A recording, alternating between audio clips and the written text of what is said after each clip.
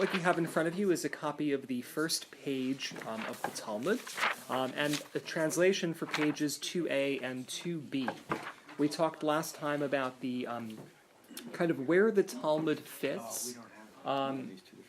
Where the Talmud fits. Do we have an extra copy of the? Okay, there's an extra copy of that. We talked about where the Talmud fits in Jewish history. We talked about there being more than one version of the Talmud. And we talked about all the different combinations of things that you actually have on the page in front of you, ranging from a text from the 3rd century CE to texts from the 5th and 6th century CE, commentaries from the 11th and the 12th centuries, more recent commentaries, references to biblical verses, references to other passages in the Talmud where similar ideas are discussed, and references to what we call the halachic literature. That is the corpus of body of legal material that essentially establishes the customs of the Talmud as law or as a pathway for the Jewish people. So let's actually get into it and kind of see what happens here. Okay, I did have for about 45 minutes this afternoon. I had a little bit of fun, kind of putting this together. So we start. So the first word, the first word, and this is just an artistic way of rendering it on the actual sheet. The word is me'ematai. Me'ematai korin et shma be'arvin. From when does one recite the Shema in the evening? Okay. From when does one recite the Shema in the evening? What's curious about that question? Okay?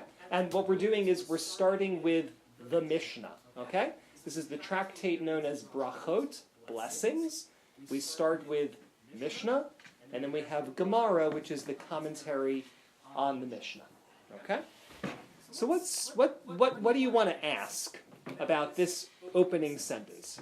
From when do we recite the Shema in the evening? Well, grammatically, from is awkward. Okay? So from when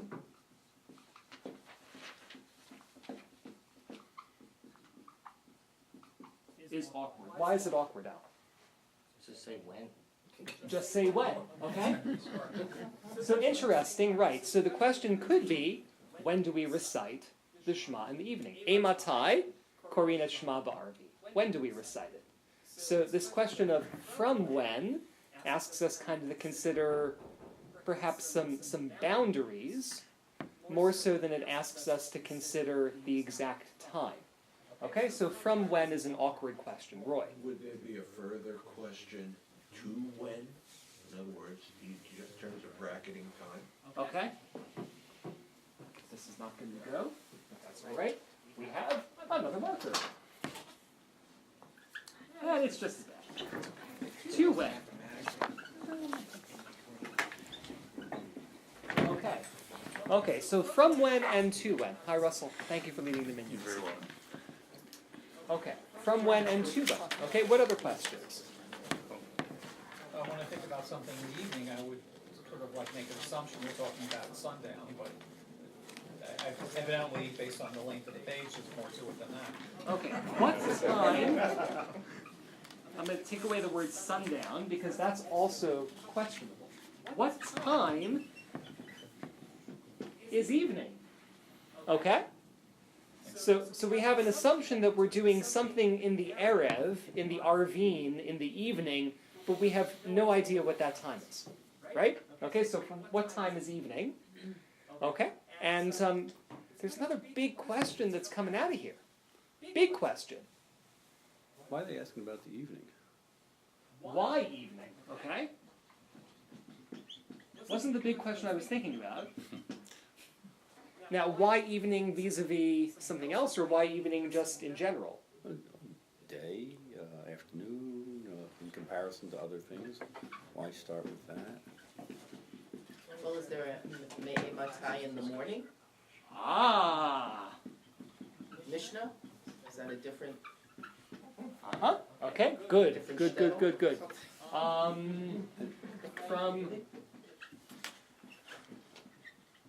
From when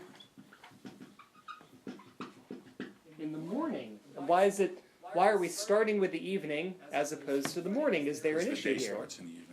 Oh, we don't know that yet. Oh, yeah. Oh, now. Excuse me. No, we do. We. Well, is this 202? No. That's the 9:15 class. Okay. It has a more advanced teacher too. Okay. What else? Someone mentioned last week that every evening starts at a different time, so. And that depends every where day on the the- evening starts. And that depends where on the planet you are too. Okay. So evening starts at a different time. What else? Doesn't the Shema say, it refers to the morning first? You say it when you get up. It doesn't And when you lie When you down. But it starts with when you get up. Okay.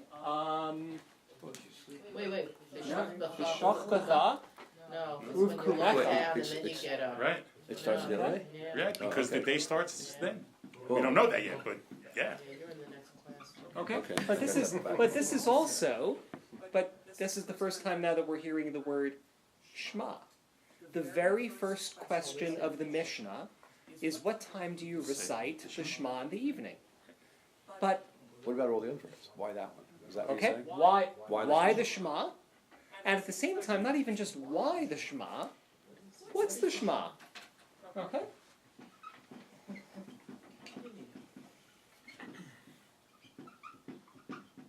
All right. Well, So, then we're going to get into who is it talking to? audience. Excellent. Okay. Great. You're all now Master Talmudic scholars. Class is dismissed. We'll have Mariv and we'll call it a night. And we'll recite the Shema in the evening. What time is Mariv? Why? And why Mari? From what time till what time? Well played. Well played. Okay. Yeah, and there's no where. That came up before. Okay. I think it's probably more where not. Well, where is a later question in the Mishnah and the Talmud in terms of the position that one can say the Shema. Yeah, but as in well. what places can't you say it? Okay. And then have you measured? Because that's it? prescribed too. Isn't that all about like the stars and if you're there's something I thought about angles, the way you look at the sky, or if you're in trees or things like that. There is a lot of that material. So, okay, I'm going to go and just go quickly lock the door just for security reasons. Chew on these questions because there's a lot. And that's actually the whole point of the exercise. Okay? Yeah, that was No, it's not just a lot. It's 3 paragraphs plus. Better now. You feel better?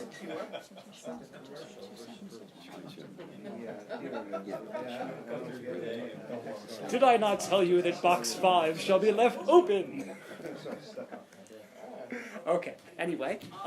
We also discussed here, I don't know when this comes up, but, that you don't have to stand for the Shema, or is that an issue that came up in the Talmud, I suppose? Okay, it is something that comes up later as well. I think the point of the and the discussion of the Shema goes through, I believe it's 3 chapters of Talmud.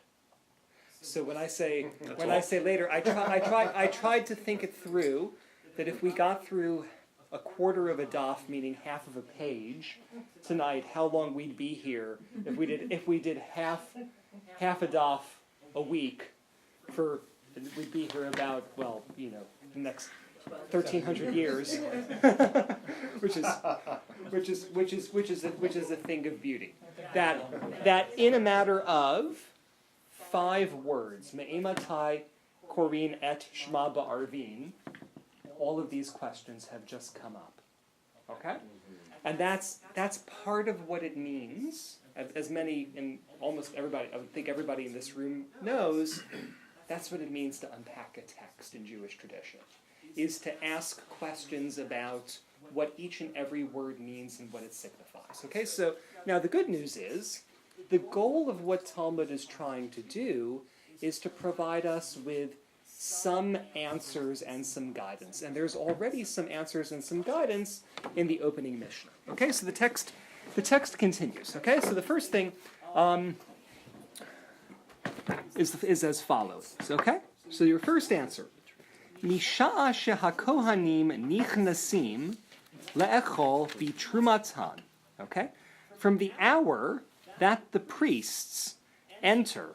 Okay, so they finish their priestly duties and they enter le'echol bitrumatan in order to eat their truma. Okay, so the priests are coming in and they're eating their truma. Okay, now truma, by definition, because I knew you'd ask this question, is the portion of a crop of the land of Israel that has to be given to a kohen, to a priest. Okay, so it's a priestly meal. After the priest, and remember, what were the two main questions that Mishnah and Talmud and rabbinic literature are wrestling with? What do we do if the temple comes back? And what do we do if the temple doesn't come back? And all of that is all over this vocabulary. Okay, so how are we going to establish our boundaries? Maybe there's something biblically related to the sacrificial offerings that can give us some kind of guidance with time. So when did the priests come in and eat of their meal? What time of day? Was it even day? Was it breakfast? Not breakfast? No. Dinner? Well, by nature, You got one we're- more to go. but it's dinner, because by nature, we're working with the notion that the priests have finished their work for the day, and now they're going to sit down to eat. Additionally, to go through the book of Leviticus, we find this notion that a priest has to be what's called tahor, pure, in order to eat the truma.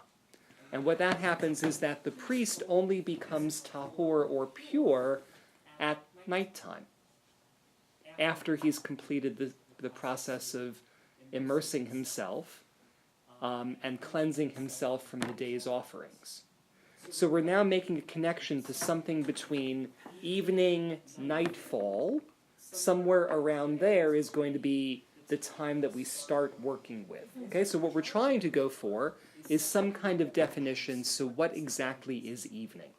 Is evening sunset?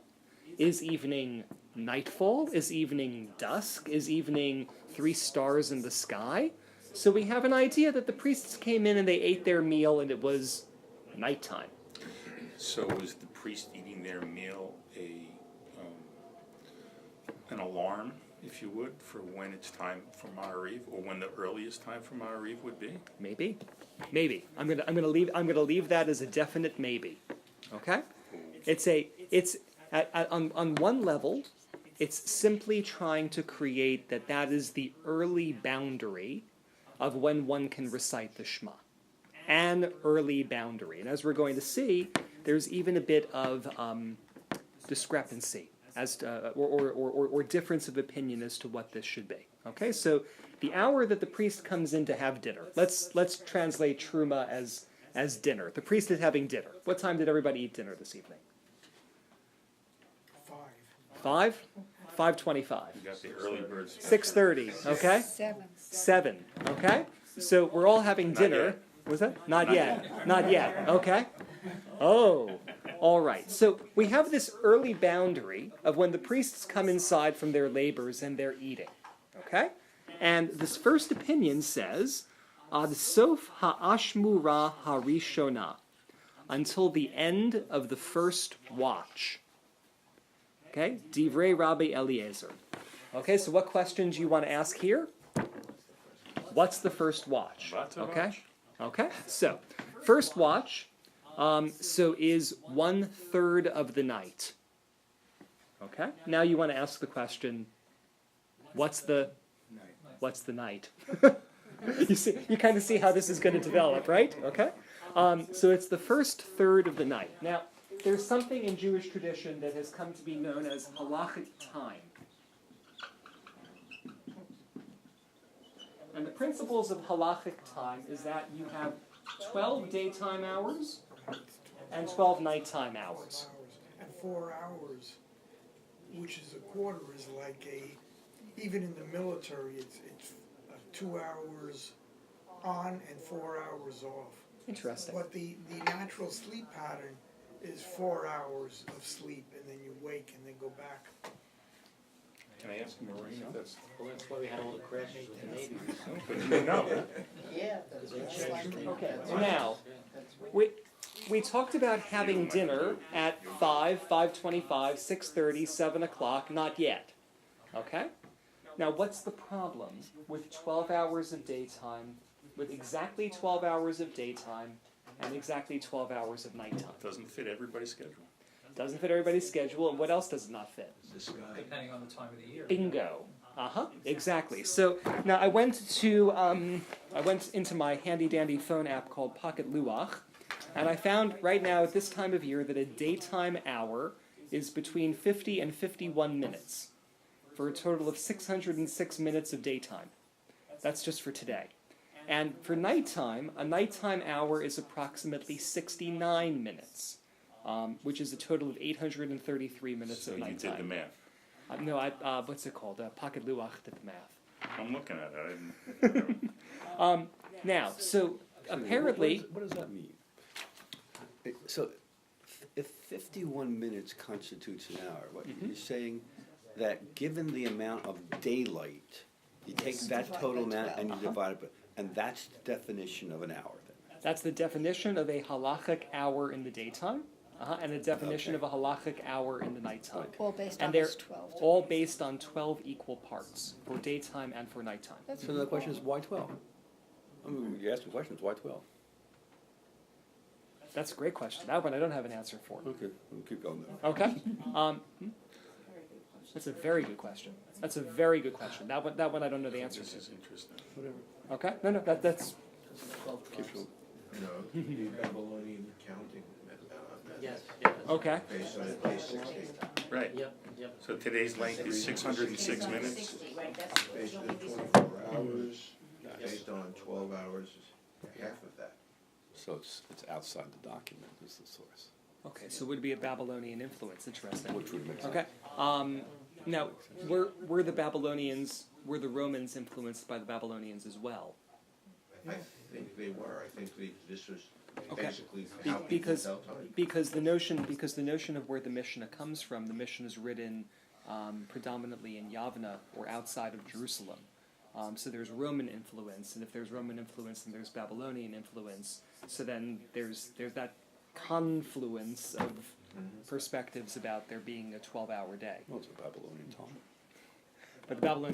But we're not even in the Talmud part of it yet. Is the thing. The Talmud part of it comes later. So the notion is that there are 3 different watches.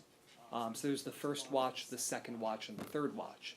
So the first watch is approximately 4 hours into the night, but if sunset is at 4:42 and you have 70-minute hours, so to speak, or 5:26. No, 5:26 is dusk.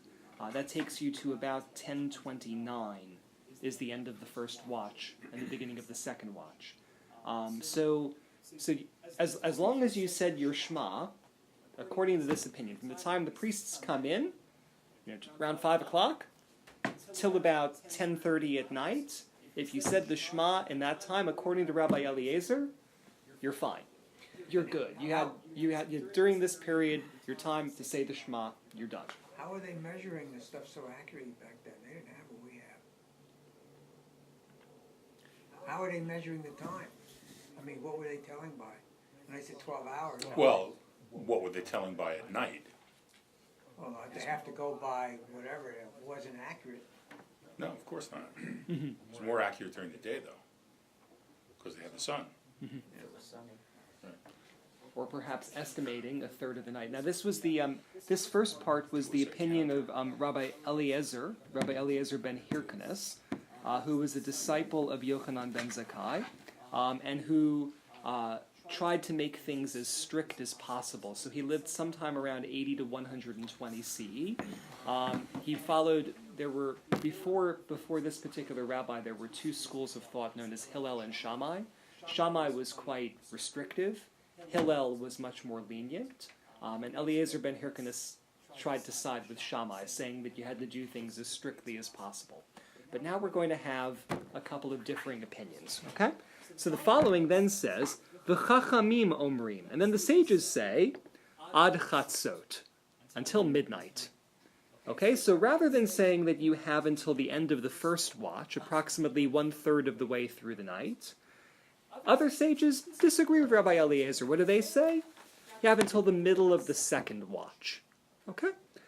So midnight would be about 12:48 a.m. Okay? You have till 12:48. As long as you say the Shema between 4:45 and 12:48 for the evening, you're good. You've done what you got to do.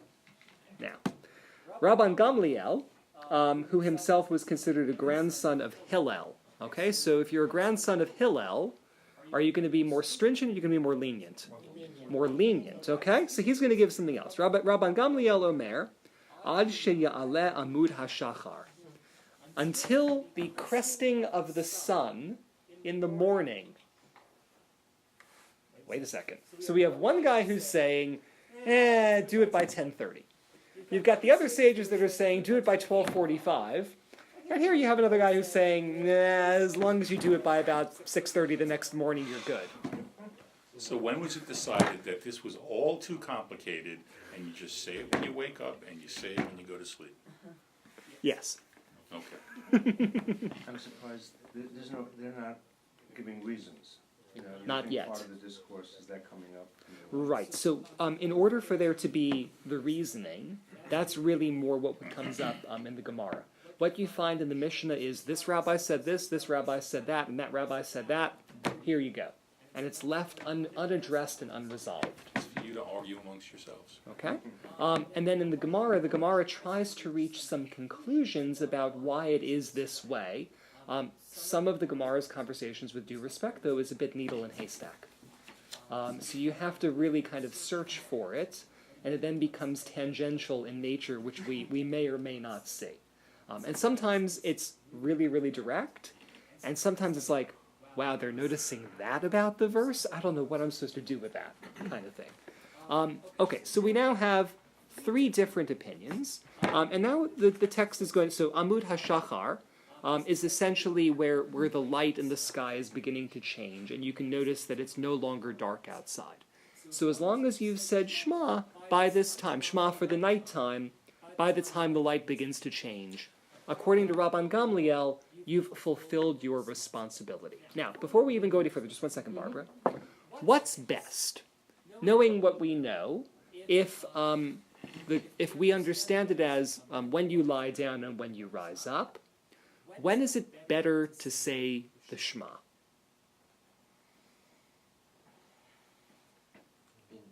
Rise up or go to sleep or in the watches.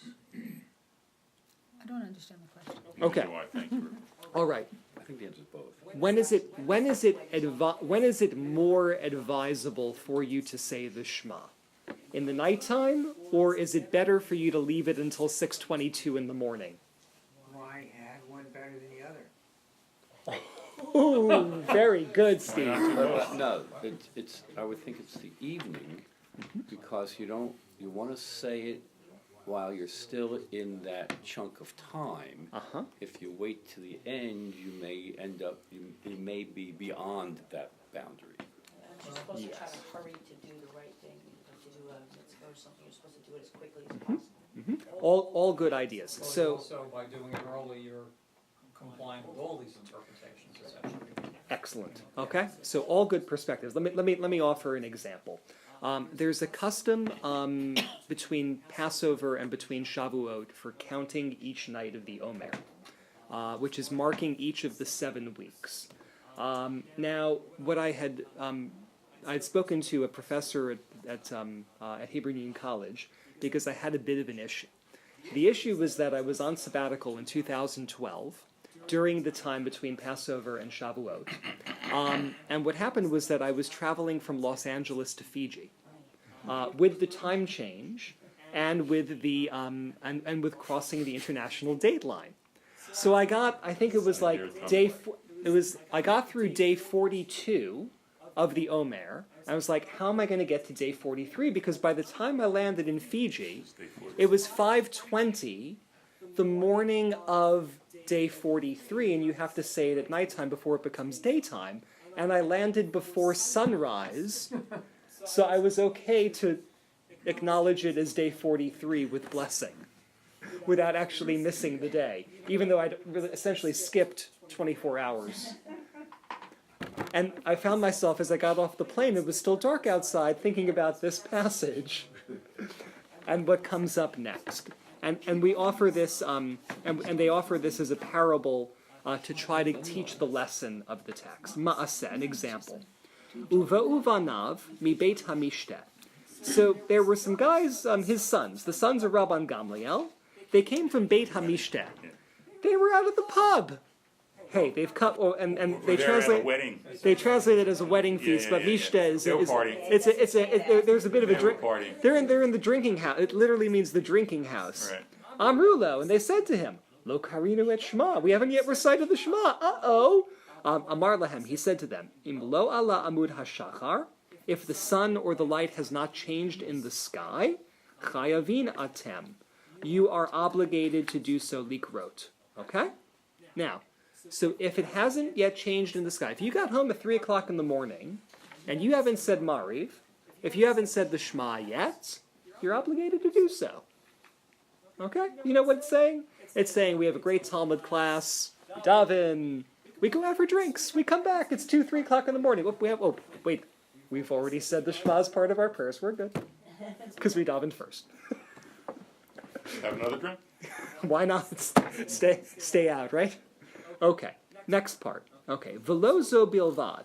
And it's not just this case alone, Amru, that they say about this. Ella, kol masha amru chachamim. In each case that the sages say ad chatzot until midnight, mitzvatan ad sheya'ale amud hashachar.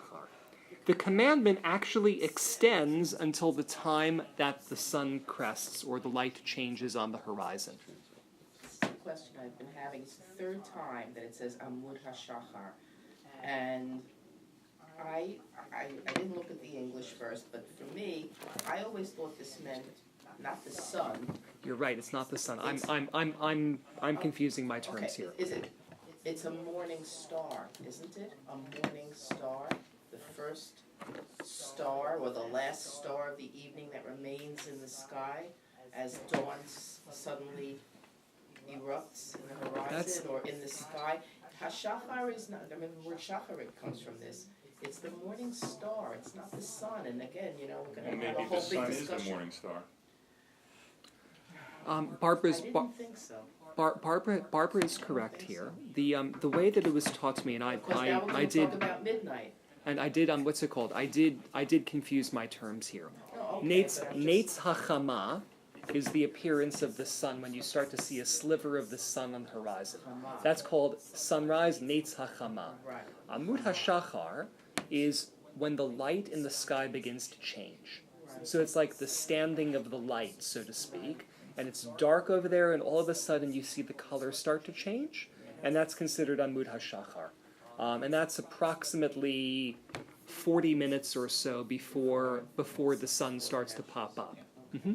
So it's like it's the beginning of the sunrise because the light, first light. Mm-hmm. Okay, that's at least how the terminology was taught to me. So now they're going to share some examples. Hekter chalavim ve'ebarim. Okay, so the burning of these sacrificial fats and limbs. Well, this took place. It says mitzvatan ad sheya'aleh amud hashachar. So they would burn the pieces of the sacrifices, and even though it would take them into the middle of the night, as long as it had been burned away overnight, and the burning had happened before the light changed in the sky, everything was fine. All clear on that? No. Okay, So we're back to the Kohanim here? now we're back to the Kohanim again. Okay?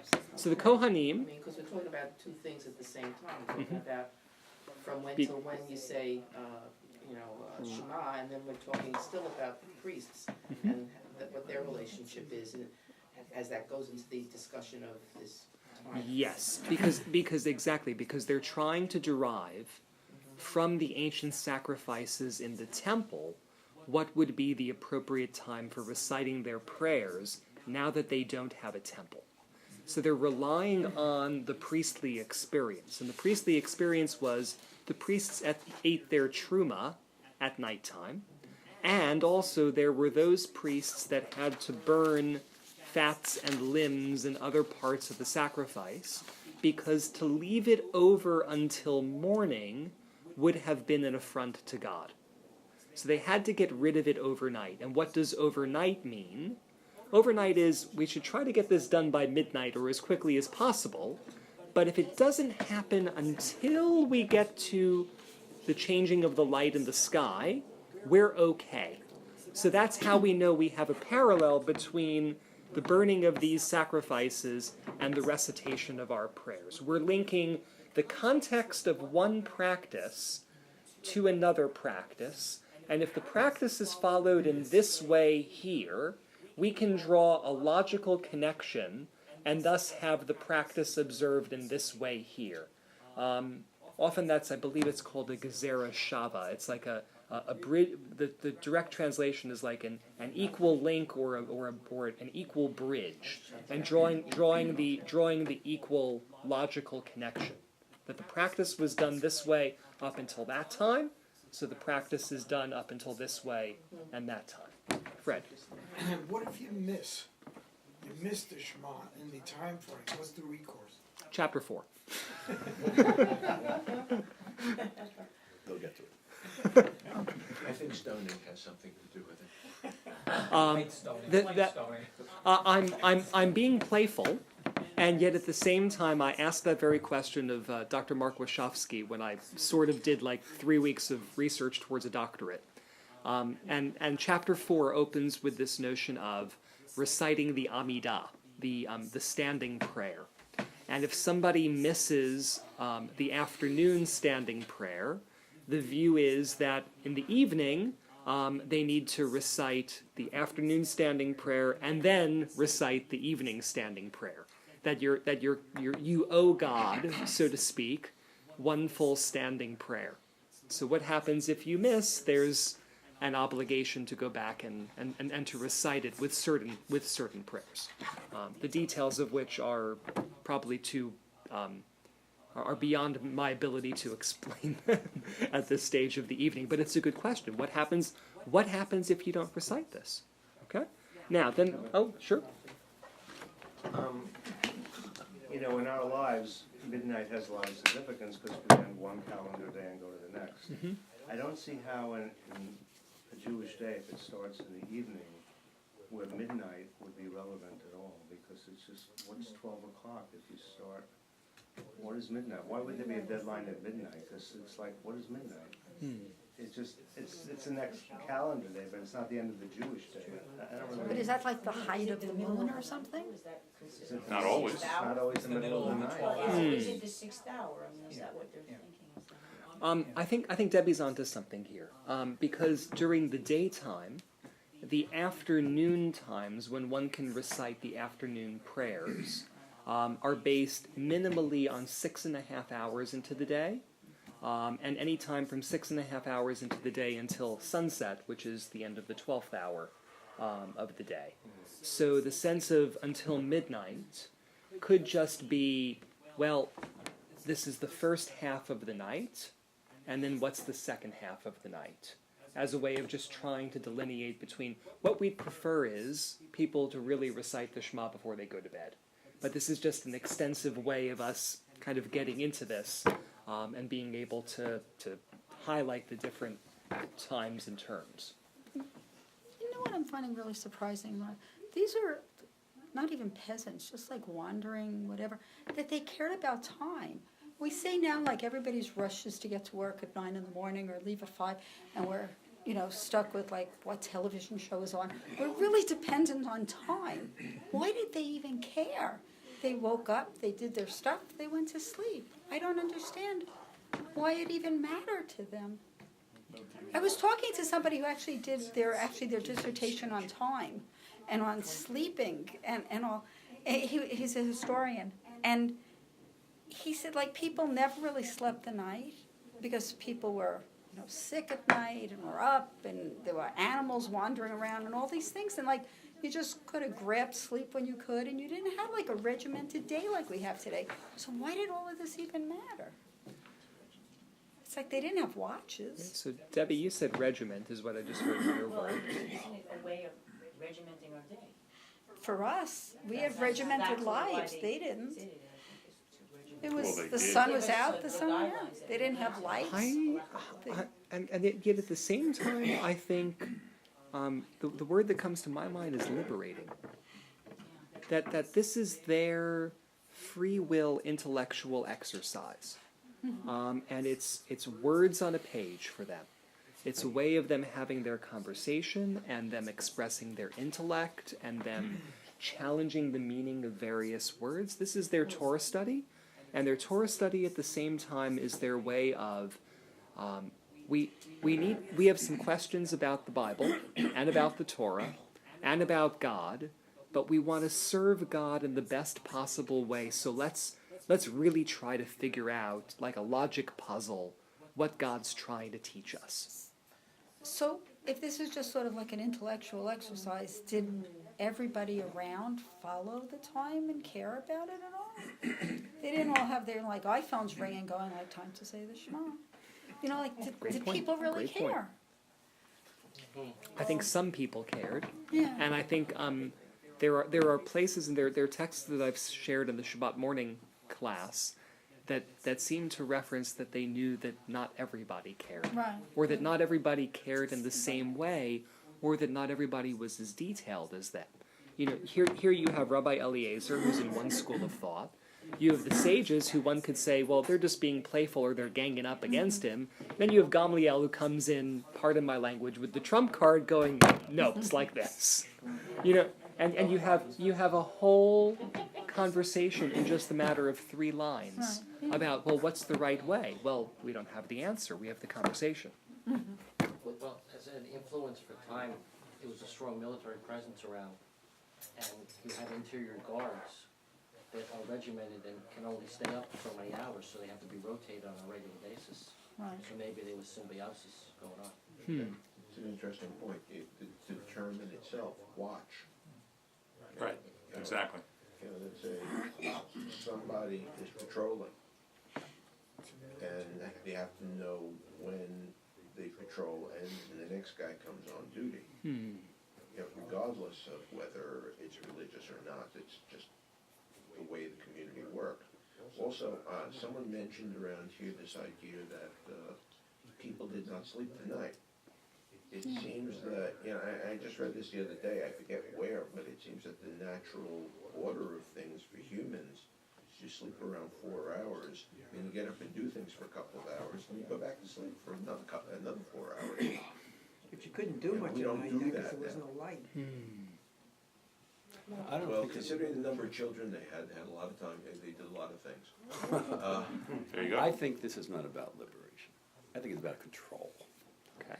Just as calendars are about controls and establishing times to control.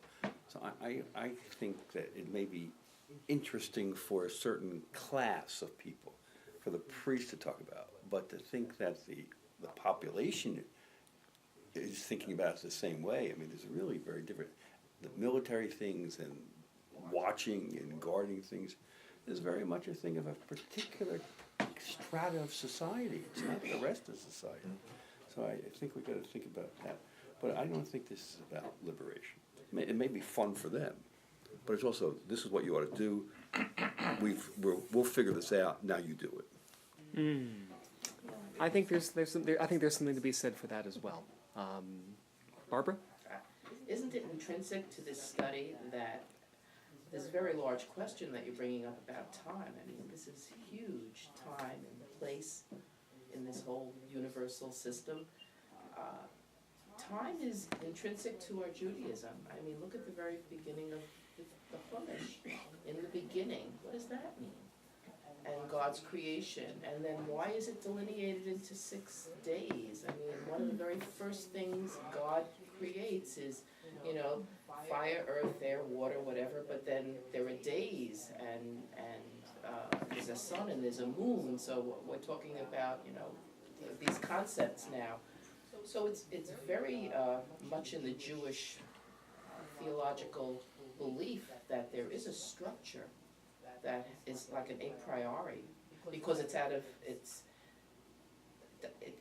I won't say it's ex nihilo, because it isn't really, but God creates this, and He gives us this structure and this universe, and time is very relevant, and so after Eden, you know, things change, but as far as the Jewish idea of you know, these arguments, it's, I don't, liberating or not, it's liberating, yeah, in a sense that if you know that this is the routine, all the Jewish calendar, it's all, our whole lifestyle is based on these events and these celebrations and these ceremonies and rituals.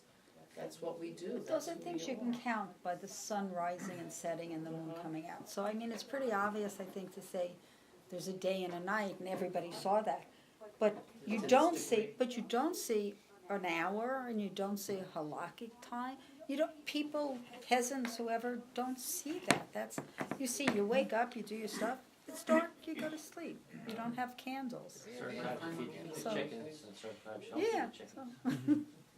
Well, it's a real thing, timer candles, and a candle that burns at a month of time. I don't know when they. Oh, yeah. But time is very relevant, like you said, even in the Torah, even as you go, 40 years, 40 days, all these numbers, the numbers were really, really significant. So I think that it was regimented, and I think there may have been some control there too. But I don't know about liberation. Why do you say that? I'm curious as to. A chance for them to have the intellectual exercise to express themselves. But I do see it at the same time. We haven't even asked the question. You said for men, The men, right? could intellectualize It's the class the women. structure. But that is this. Spending That- time and showing time. But that at the same time, this sense of control and the sense of we're making the rules.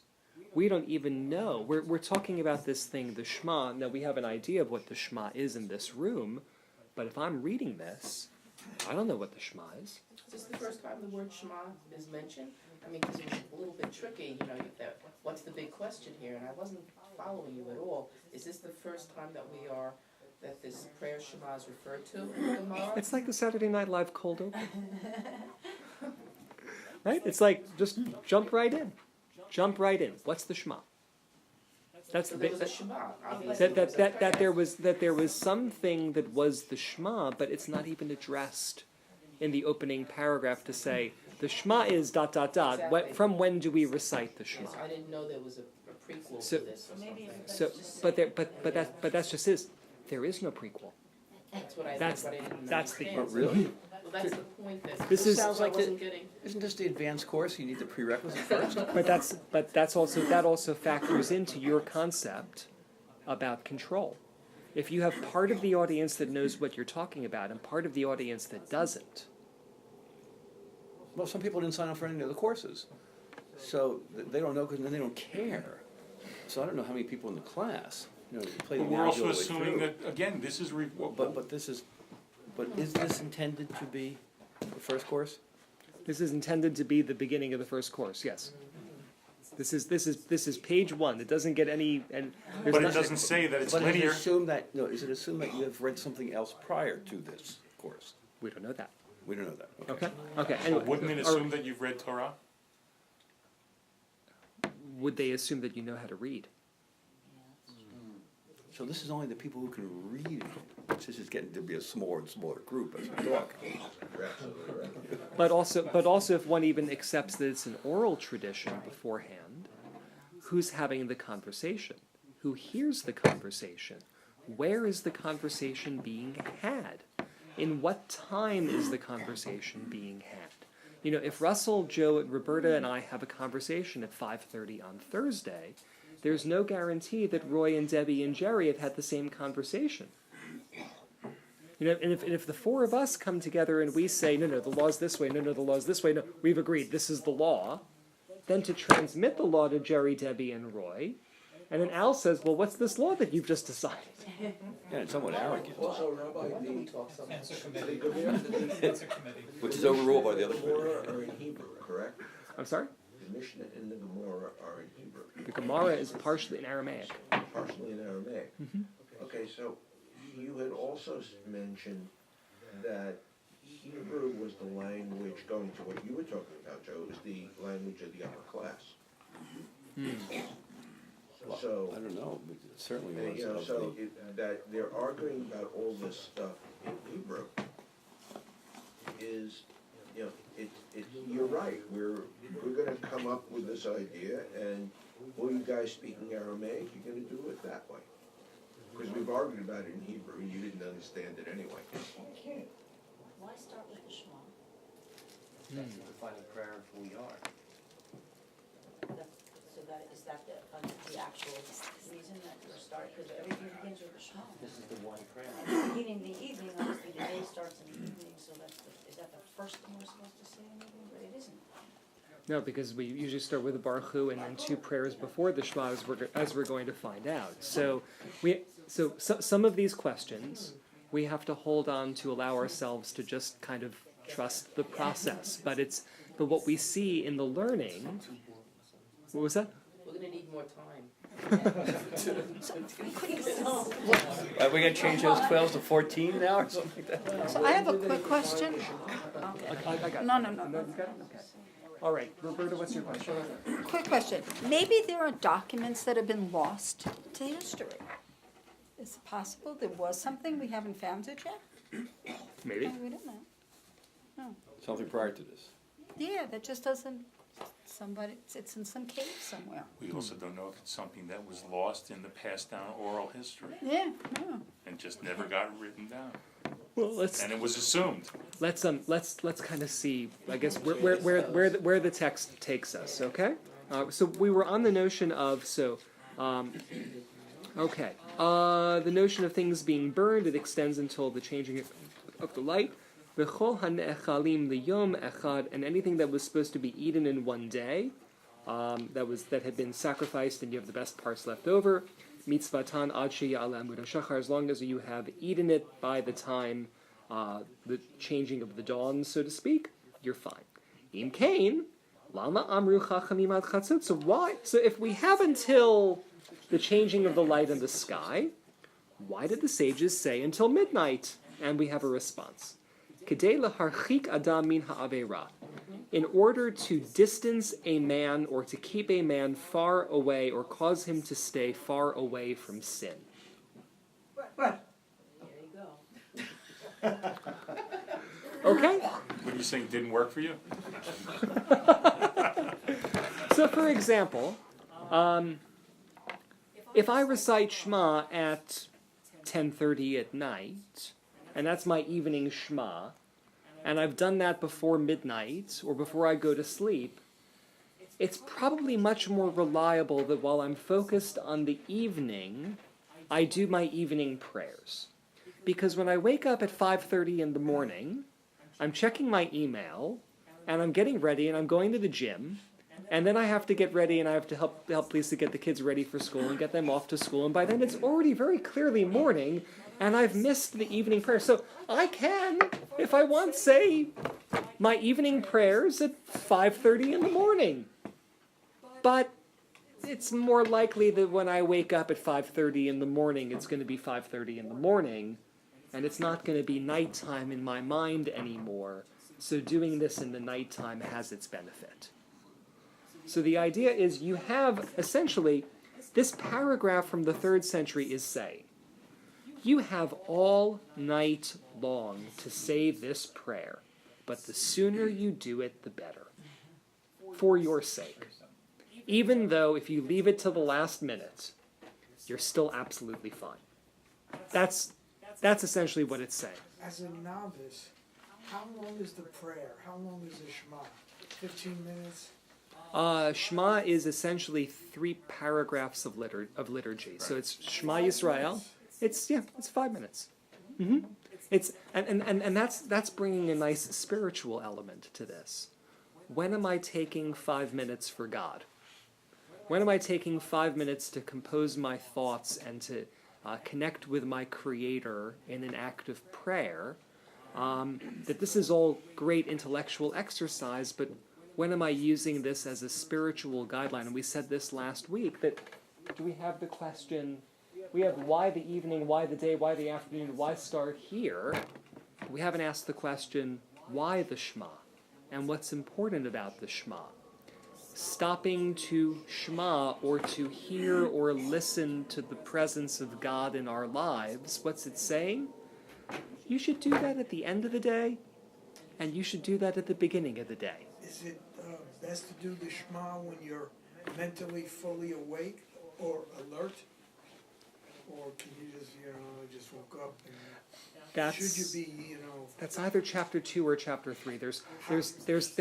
And I'm not trying to be flip about that. No. There are places where it talks about what does it mean for a person to have the proper focus or the proper kavanah as they're reciting their prayers. Right, Mm-hmm.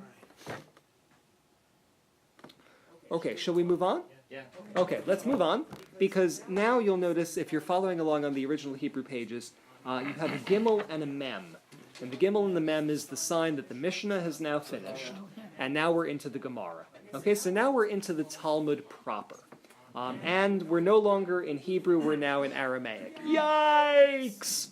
Okay, all right, so we've asked a lot of questions about a short amount of text. Okay? We've really picked apart this text in great, great detail. We're having fun. So what's the first question that they're going to ask, okay? Tana Hecha Ka'e. So the Tana is referring to the rabbi of the Mishnah, okay? So the people who wrote the Mishnah, what the heck are they talking about, okay? Dikatane me'ematai. So when they say, from when, what in bleep do they mean? Okay? Now, what's the problem here? Okay, vague question, I'll give you the answer. We don't know who's talking. We don't know who they're talking to. We don't know when this is written. We know that it's the beginning of the Talmud, but we have no understanding of who the author, who the school of thought, and who the audience actually is.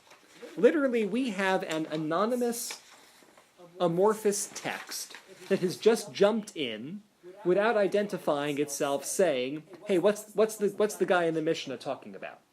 Just so the answer is as vague as the question. Okay, everybody follow? Sometimes what will happen is we'll start with Amar, such and such rabbi of such and such, that you can place them in the 3rd or the 4th century or the 5th century to know the context of the time in which this is being referenced. We have none of that. All we have is some anonymous, I'm going to assume it's a rabbi, making a comment about the rabbi in the generation of the Mishnah. And he wants clarification. So he wants to clarify, what are you talking about with this notion of me'ematai? And then it says vatu, and both, and also. Okay? It says, my shna detane. Why is it that this guy in the Mishnah is teaching, and he says, the Arvit Barisha? Why is he even talking about the evening first? Okay? Okay, why is he talking about the evening first? The Tane de Shacharet Barisha. Let this guy in the Mishnah talk about the morning first. He wants to know, why is it evening and why is it morning? That's his question. This is very interesting, the Okay? answer. Now, Tana, okay, so this, so he says, so we have evening and then we have morning. Why is it set up this way? And he says, okay, let's try this. Tana, akra ka'ai dichtiv. So this Tana, I guess what he's calling upon, he's referring to the verse in the Torah, okay? Whenever I see akra is a sign that I'm about to get myself a biblical proof text. Okay? Because kra, or reading, mikra, is scripture. Also, if I have the expression, as I do here, dichtiv, as it is written, as it is written in a biblical text. Okay? We're going to go back to the Bible, and we're going to try to prove the logic here to understand. Okay?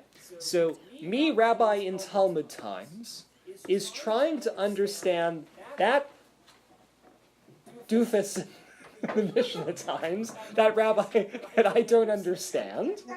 And in order to try to understand that guy in Mishnah times, I'm going to go back to the Bible to try to understand his thinking. But the rabbis that were discussed in the Mishnah were also basing it on verse from Scripture. Exactly right. So if they were using Scripture, so Scripture's A, Mishnah's B, Talmud's C. C wants to figure out what B's doing, so C is going to go back to A because B would have gone back to A. So if C goes back to A, C can figure out what B's thinking. Got it? And C is smarter than B.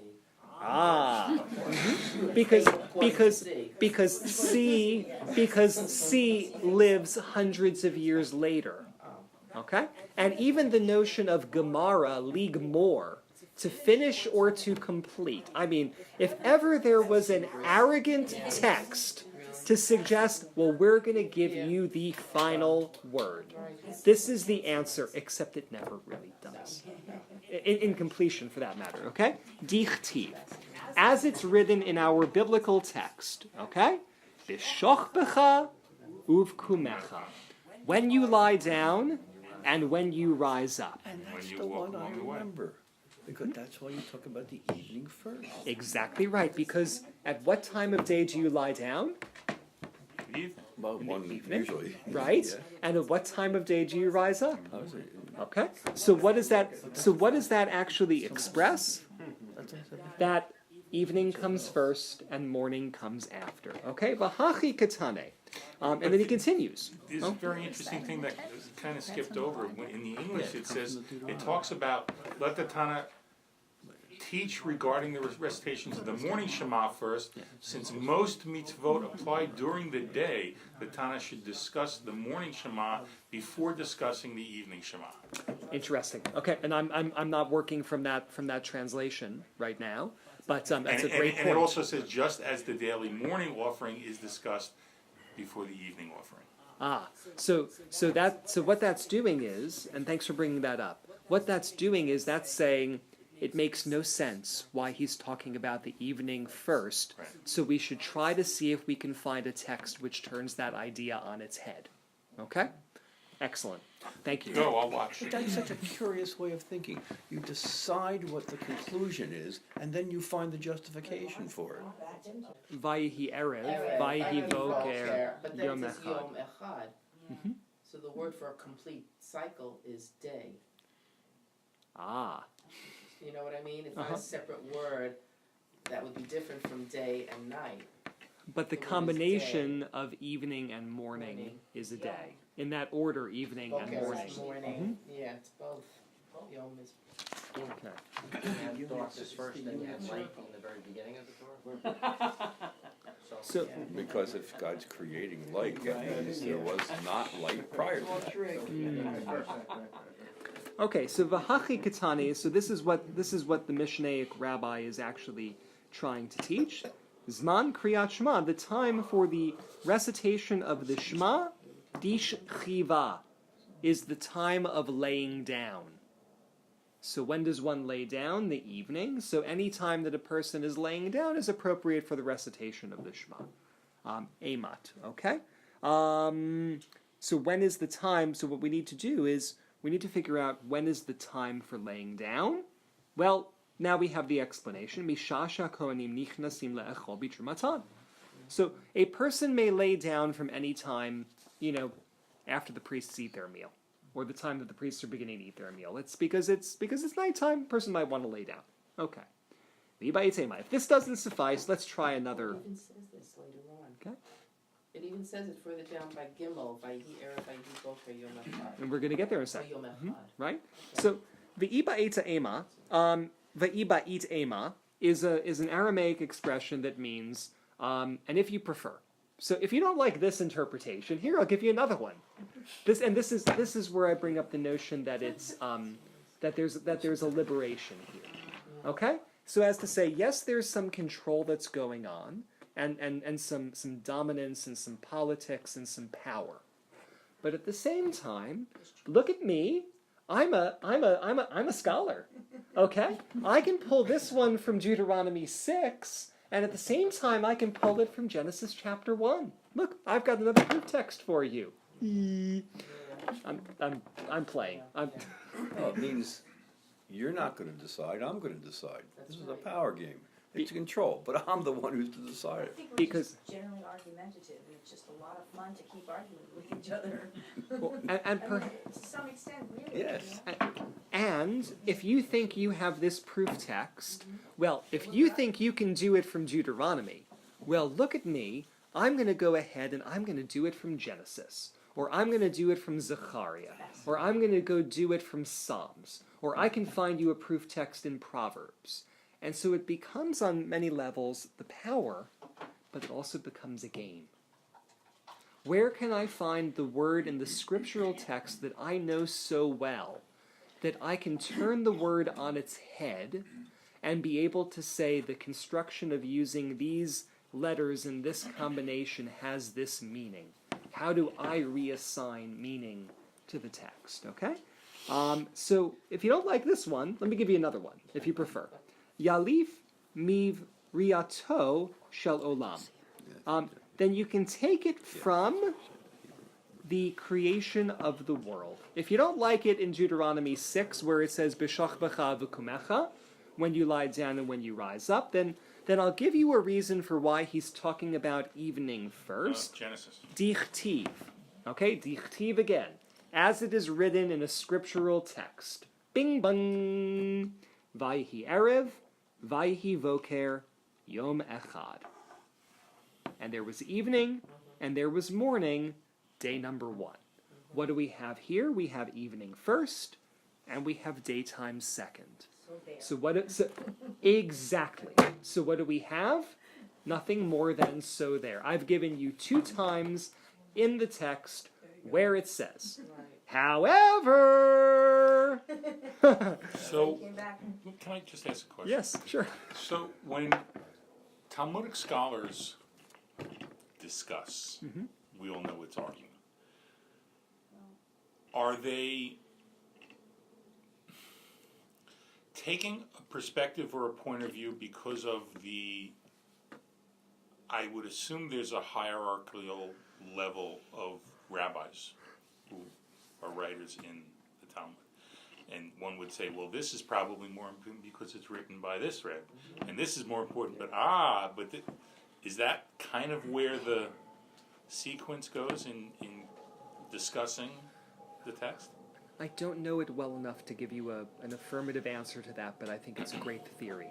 And the best that I can do is, as we get further into the text, to highlight the different generations that various rabbis come from, to show how the opinions work with one another. I think you had asked me, you're like, as you're going through the Talmud, are you noticing that different rabbis have different perspectives? Yes.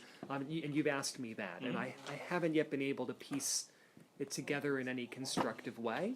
But I think it's something worth examining. Okay, let's. Are there some texts to parallel what Russell said, but not in terms of the people, but in terms of the text?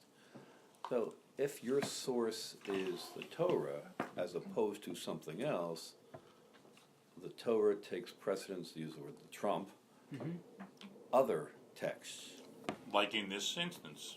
Yes, but then there's a citation here for Leviticus, and we had one in Leviticus, Right. Deuteronomy, and Genesis. So is there, in fact, belief that if you can cite source in Genesis, that is more significant than citing a source in Deuteronomy? For the rabbis, you have the notion of that which is d'oraita and that which is d'Rabbanan. So that which is from biblical scripture and that which the rabbis have created for themselves. And if it's to be derived from a Torah or biblical law or custom, then it holds greater weight than what the rabbis say. But I'm also So- asking right.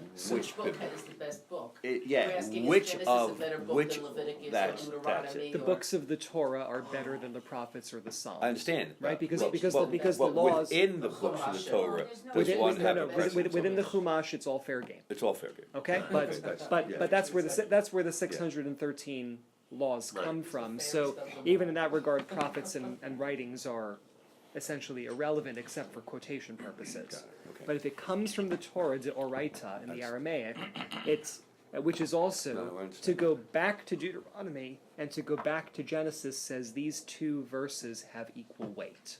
Okay, but and we'll Yeah, there's but another- but okay.